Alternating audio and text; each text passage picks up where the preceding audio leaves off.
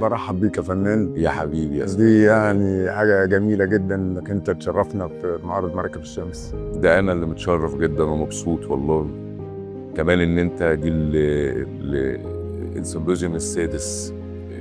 فدي حاجة رائعة.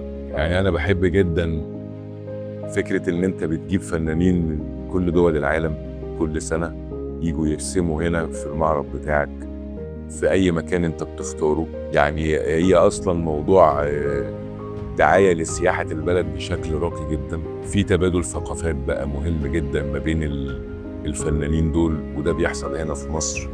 اللوح الجميلة اللي انا شايفها دي كلها، وفكرة مراكب الشمس طبعا فكرة رائعة.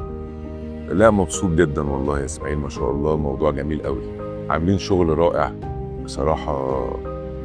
يعني يا رب كل سنة كده في العالي وفي الأحسن دايما. احنا دايما حريصين ان نعمل كونكشن ما بين السياحة والارض طبعا. فيعني انت نحات، انت رسام، انت بتعمل اي حاجة هتلاقي بدايتها مصر. لو قلنا في العمارة اهو، يعني تعالى ذاكر صح. فيعني مصر، انا قعدت شويه بره الف كده كام دوله مع الارت برضه والفنانين، فالناس كلها من هنا بدا التاريخ. صحيح، مش كلمات يعني كده، وهم عارفين قيمة ده كويس جدا. جميل. بنحاول نعمل يعني التجربه دي مرتين او 3 في السنه.